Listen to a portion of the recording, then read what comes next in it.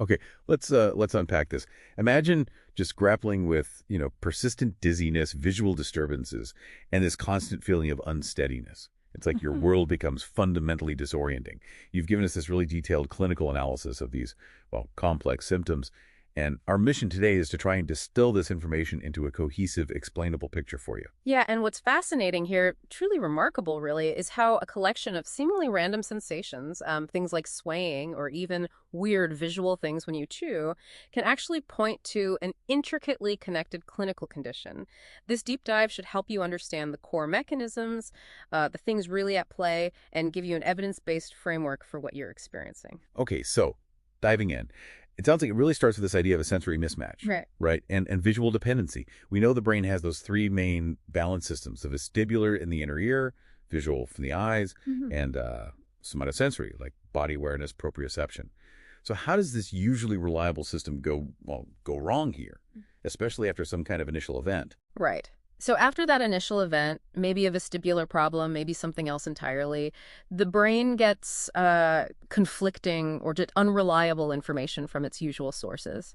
In response, it often adopts this, well, it's a maladaptive strategy. It starts over-relying on visual information for balance, even when that visual info is maybe overwhelming or confusing.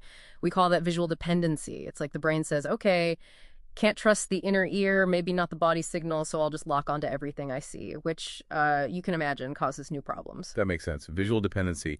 But I guess some people might then think, oh, is it just, all in my head then, if my brain's just looking too hard? Or is there a formal diagnosis here? Definitely not all in your head. That maladaptive strategy is actually a key feature of persistent postural perceptual dizziness.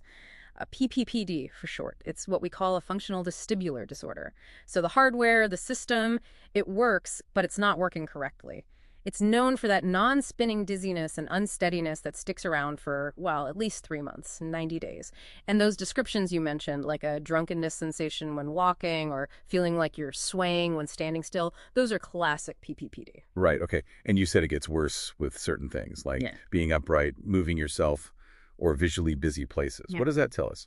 It tells us the brain is hypersensitive, almost hypervigilant about visual input and gravity's pull. The visual system is already overloaded, right? So it becomes even more sensitive. And that leads us straight into visually induced dizziness, or VRD.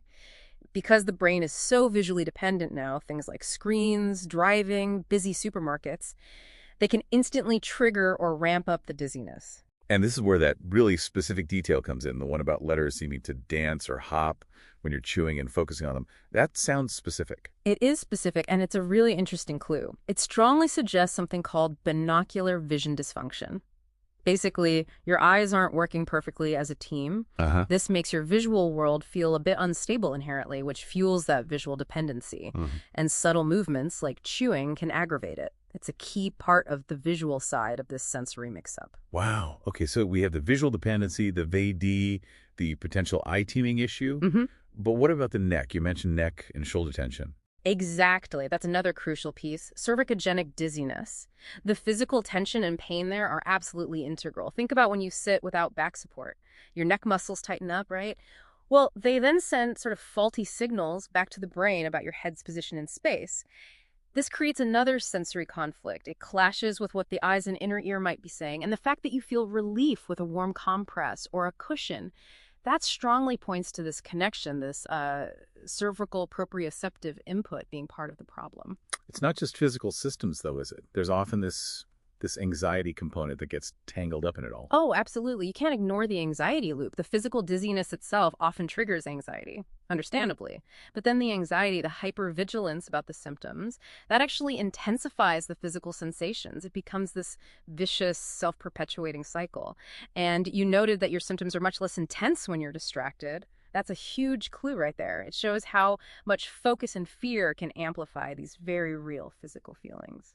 Okay, so understanding all these connections, the PPPD, the visual issues, the neck, the anxiety, it's clear this needs a multi-pronged approach, not just one fix. So what does the path forward look like? You mentioned vestibular rehabilitation therapy, VRT. Yes, VRT is usually foundational. It's about recalibrating the brain's balance system. You do specific exercises like gaze stabilization in a controlled way. It's gradual exposure. The concept of pacing is vital, challenging the system enough to adapt, but not so much that you overwhelm it. And then tackling the visual side. Right. Neurooptometric rehabilitation. That aims to reduce the visual dependency and improve how the eyes and brain work together. This might involve specific vision therapy exercises or sometimes specialized lenses, maybe tinted ones, to help stabilize visual input. Makes sense. And the neck. Targeted physical therapy. That's key for relieving the neck tension and restoring proper signaling, the proprioception, from the neck muscles. Ergonomic adjustments, posture work that often comes into play too. And finally, addressing that anxiety loop we talked about. Exactly. Cognitive behavioral therapy, or CBT. It's crucial. Not because the symptoms aren't real, they absolutely are, but to manage the anxiety and hypervigilance around the symptoms. CBT helps you challenge those unhelpful thought patterns, develop coping strategies, and really break that cycle where anxiety makes the dizziness worse, and vice versa. It helps you regain control. Okay, so pulling this all together, it's not just random symptoms you're feeling. Not at all. It's a complex, yes, but ultimately explainable condition where the vestibular, the visual, and the cervical systems are all intertwined, and then anxiety acts like an amplifier on top of it all. So what does this all mean for you listening to this?